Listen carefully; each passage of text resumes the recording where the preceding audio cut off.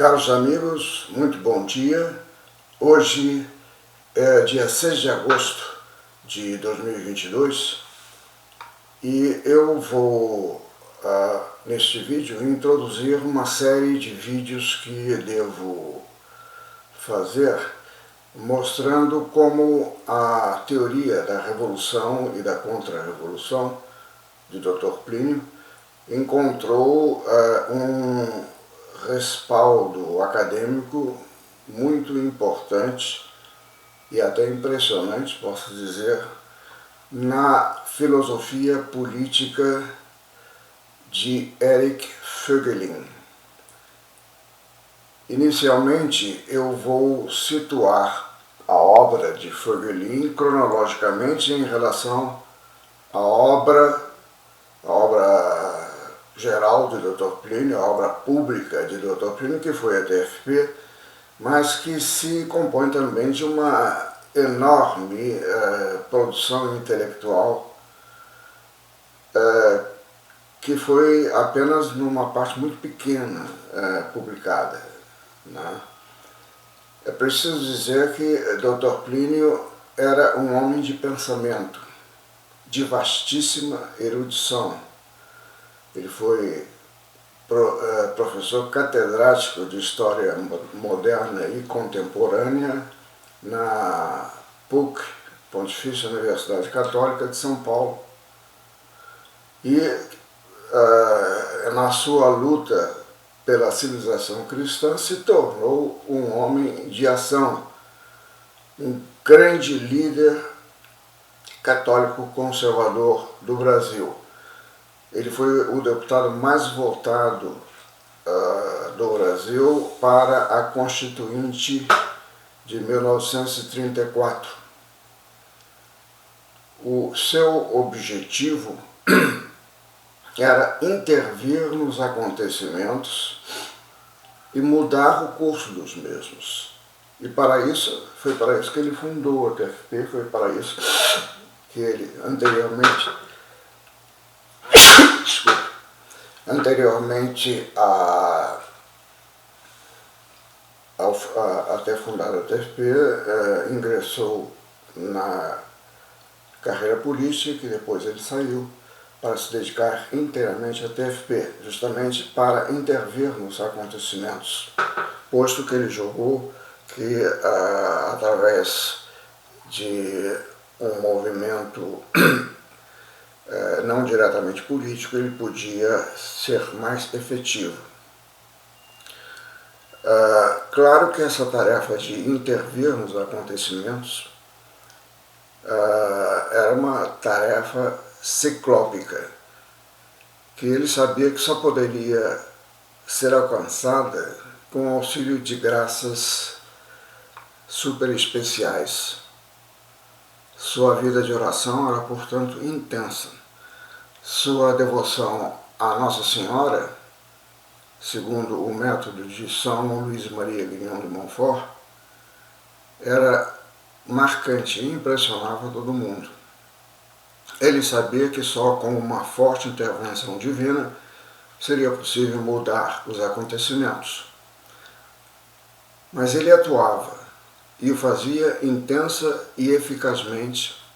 Basta ver as campanhas públicas que a TFP realizava e isso ele dava um impulso a essas atividades e a atividades de todos os membros da TFP,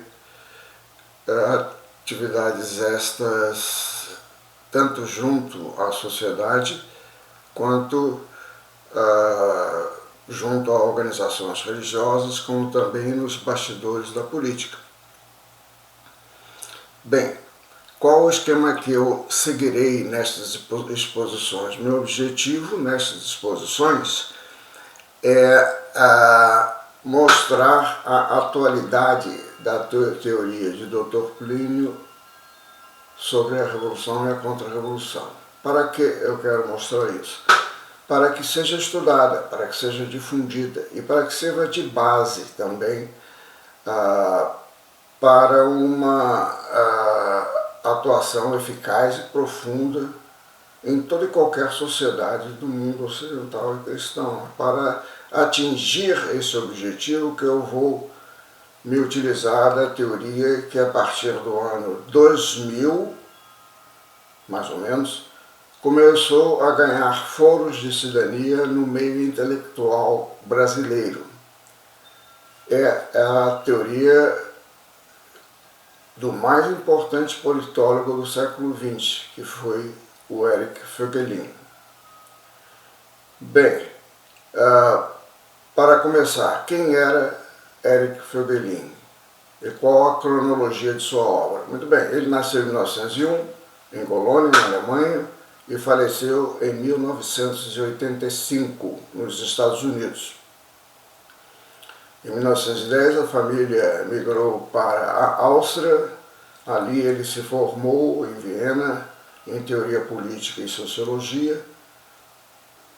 Com o advento do nazismo e a anexação da Áustria, ele conseguiu, por pouco, escapar de ser preso da Gestapo e fugiu então para a Suíça e depois para os Estados Unidos. Nos Estados Unidos ele foi professor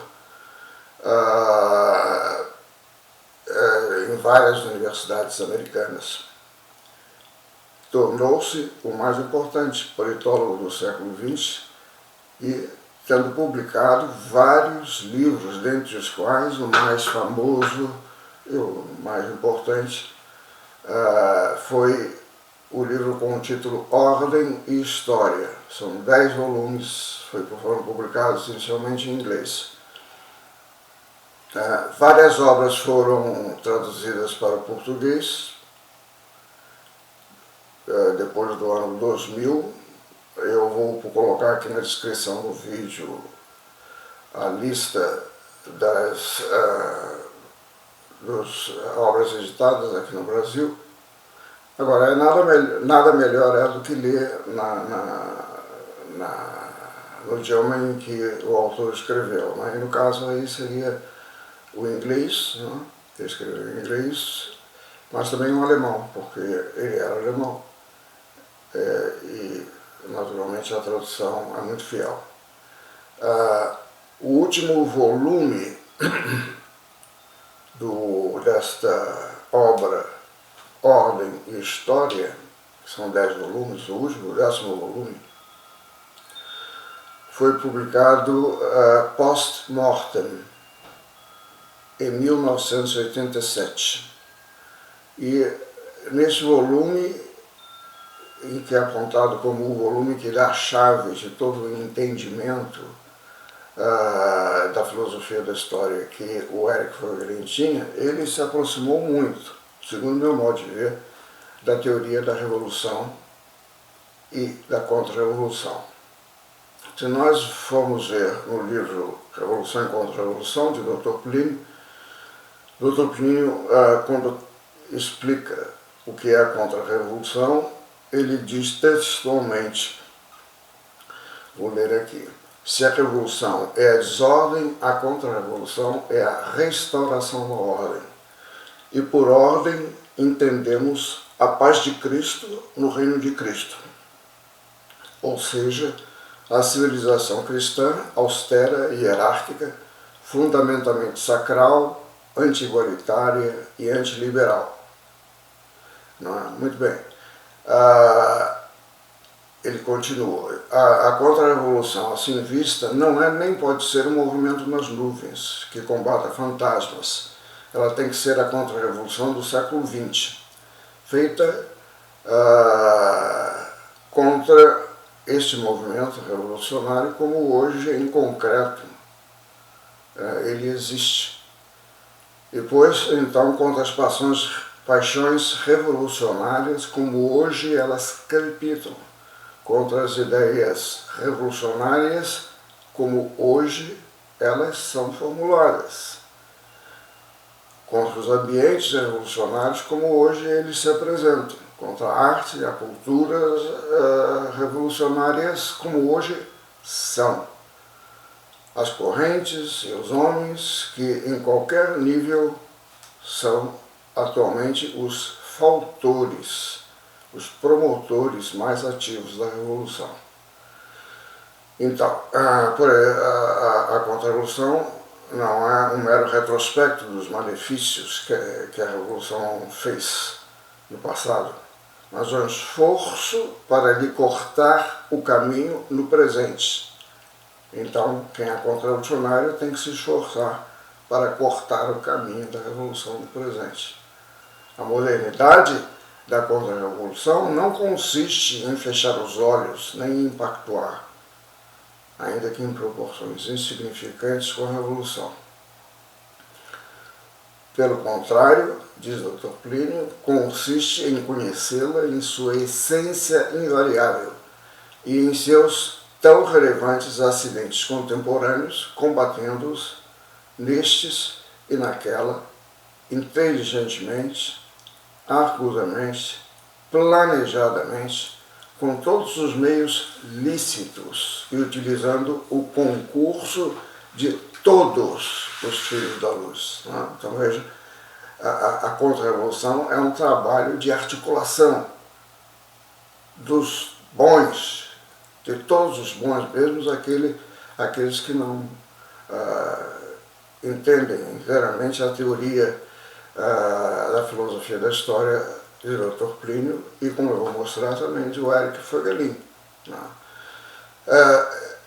É justamente este conceito de ordem e de ordem do ser é o conceito que Dr. Plínio definiu numa conferência que ele fez internamente na TFPM, cerca de 1967, que eu já expus aqui sobre a sacralidade, em que ele diz que o que é a sacralidade não é uma ordem do universo, apenas é uma ordem do ser, né, que envolve o Criador e a criatura. É uma ordem que é hierárquica, é uma obra que é, em segundo lugar, insondavelmente desigual entre as criaturas e infinitamente desigual das criaturas para com Deus. É uma ordem em que o superior é causa, modelo e regente do inferior. É uma ordem que se reporta a Deus como o infinitamente nobre, elevado e sublime. E a quinta característica a que distingue a ordem cristã, sobretudo, das demais ordens, que não é uma escala ou uma escada, como quiserem, aberta, mas é uma escada fechada, em que o mais alto, que é infinitamente diferente de todas as criaturas, que é Deus, toca no mais ínfimo, no menor. E isto toca isto com amor, com carinho. Esta é o conceito de ordem definido por Dr. Plínio, e que, se não é idêntico ao Eric Voegelin, é muito próximo. Né? Isso pode se tirar de todas as vezes que ele trata da ordem cristã. Eu acho, portanto, que tomar conhecimento da obra deste autor é muito importante para nós introduzirmos a obra de Dr. Plínio na luta contra a revolução da atualidade. Né? Nós temos que ver como isso está sendo discutido hoje em dia. E, sobretudo, para um trabalho de formação junto a pessoas maduras, não para jovens e crianças ainda, para jovens um pouco mais, com mais idade, muito bem. E com pessoas que têm uma certa formação acadêmica, que é uma coisa muito mais de efeito imediato do que trabalhar com pessoas que não possam entender isso. Né? Muito bem. O Voegelin, ele justamente em 1937 ou 38, ele publicou um livro chamado Die politische Religionen, em alemão, que são as religiões políticas, em que ele mostra que, isso eu vou explicar mais tarde, ou seja, que a religião, né, que realmente move as pessoas, ela move através desse conceito de ordem que se dá na política, mas na política entendida isso, como a polis, né? Como os princípios, os valores que estão na vida temporal, né? Bom, a grande luta religiosa é uma luta política, mas a política com P maiúsculo. Não se trata de saber se é democracia representativa, democracia direta, ou monarquia, o que for. É ali que as coisas, nesse relacionamento social e político, que se desenvolvem esses valores religiosos. Quais são as religiões em luta? Isso o Feghelin também vai explicar no conceito dele. Ele cita sobretudo as religiões gnósticas, né? Que corresponde com o conceito que o Dr. Plínio também desenvolve no livro Revolução e Contra-Revolução, porque ele diz justamente a revolução gnóstica igualitária. Então, os grandes movimentos gnósticos da modernidade foram o nazismo, o comunismo e, hoje em dia, muito mais atualizado, o conceito da nova ordem mundial.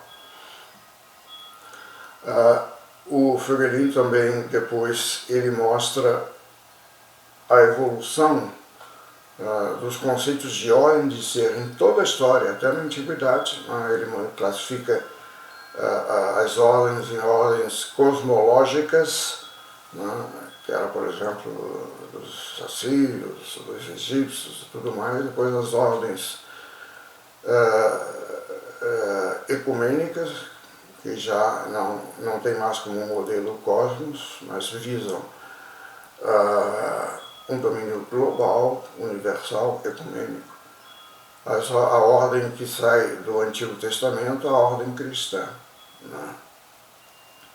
Muito interessante também, e eu vou tratar disso então nessa série, ele mostra no que consiste a gnose dos totalitarismos e como esse conceito de Estado moderno veio no Renascimento a partir do tipo de governo dos mongóis, que eram pagãos, assim, um tanto assim, cosmológicos, né? Mas também o Timерлão, né, era muçulmano. E ele mostra que o Estado moderno veio daí, né, veio desse conceito. Isso está provado historicamente com citações, isso tudo eu vou mostrar aqui. O conceito do Estado moderno, da democracia moderna, é um conceito totalitário e gnóstico. Ele mostra essa gênese em autores, em pensadores renascentistas, depois em Maquiavel, em Hobbes, que escreveu o seu livro famoso Leviatã, que é mais do que uma teoria política, é uma cosmovisão. Locke e Hegel. Hegel que propriamente formula na sua dialética um conceito inteiramente religioso e gnóstico. Eu vou também nesta série analisar o fundo desse conceito de gnose, me utilizando de uma obra que é a mais importante sobre o assunto, que é a Analogia Entes, que foi escrita pelo Eric Shivara. Eu ponho aqui o nome em cima, é um autor, filósofo polonês, jesuíta, muito importante. E nós vamos ver também como a governança global, né, da nova ordem mundial é a última realização, portanto, desse conceito totalitário e gnóstico, né? Da ordem do ser. No final, eu vou